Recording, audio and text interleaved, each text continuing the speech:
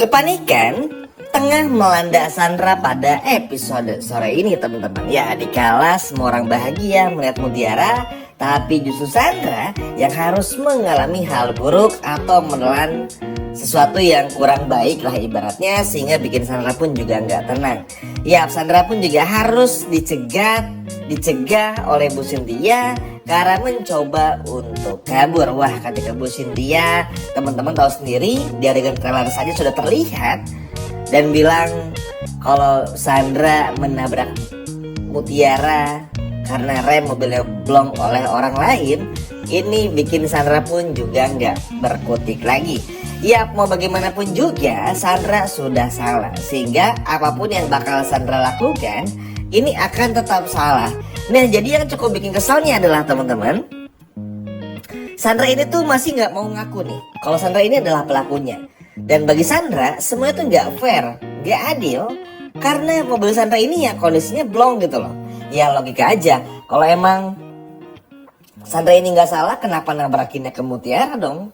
Nggak ketembak sekalian gitu loh, kenapa bantingnya ke kiri nggak ke kanan? Kan kalau orang tuh pintar dikit gitu ya maksudnya kalau bawa mobil gitu. Dan ini tuh gak kelihatan banget dari Sandranya. Emang Sandranya pure kaget dan gak bisa berbuat apa-apa, udah simpel gitu loh. Kalaupun ini ya udah banting kanan aja, ini kan ada korban pasti gitu loh. Ini kan sampai ada korban meninggal, Dina udah di penjara, mungkin hukumannya akan bertambah, tapi kan tetap Sandra tetap pelakunya juga. Makanya inilah yang akan ditekankan oleh Bu Cynthia supaya Sandranya pun juga nggak kabur teman-teman. Karena bagi Bu Cynthia, kalau Sandra sampai nggak di penjara, maka Bu Cynthia tuh akan ngerasa berdosa, ngerasa bersalah, karena sudah jelas-jelas ada korban yang sampai menemui sang pencipta, dan ini pun juga baru bangun dari koma gitu. Ya, bagi Bu Cynthia yang memang orang itu penuh dengan integritas ya, pasti ingin yang terbaik, pasti ingin gimana pun juga caranya ya betul-betul ada dan juga hadir tuh untuk Mutiara. Nggak mau tuh kalau sampai nanti tiba-tiba Mutiara diperlakukan gak adil lagi dan sebagainya macamnya gitu loh. Ya memang Mutiara bangun dari koma, sadar bahkan sehat, bahkan mungkin kalau nggak ada arah melintang episode sore ini udah pulang ke rumah gitu ya, atau at least paling parah mungkin besok lah baru pulang ke rumah gitu. Tapi kondisi Mutiara jauh lebih baik gitu. Tapi kan tetap aja mau semu-semunya Mutiara kayak mau hari ini langsung pulang pun juga bukan urusan Sandra gitu loh maksudnya. Dihukum ya tetap dihukum aja.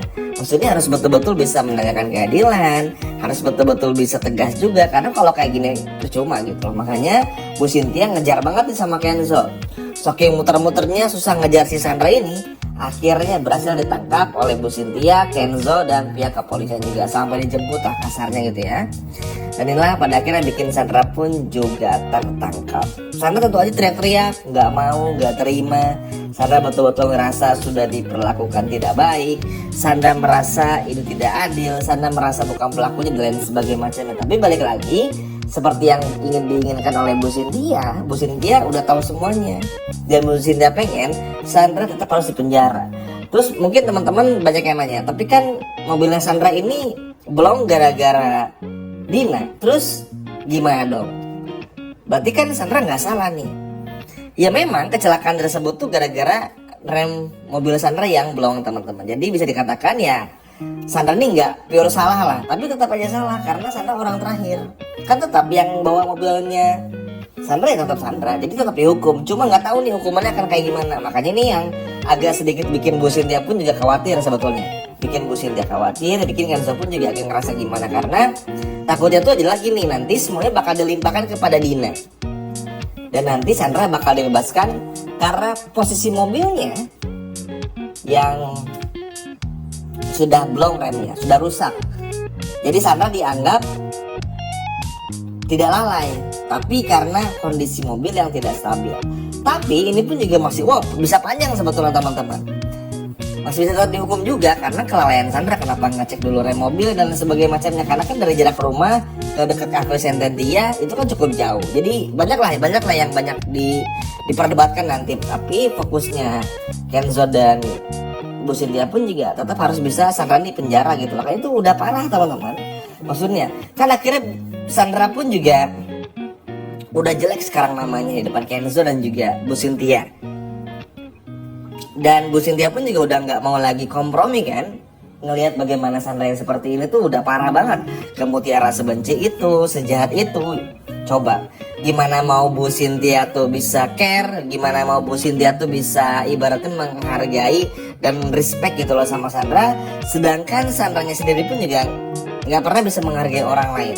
Kabur dan lain sebagainya macamnya. Padahal ada kesempatan bagi Sandra untuk menyelamatkan Pak RT waktu itu.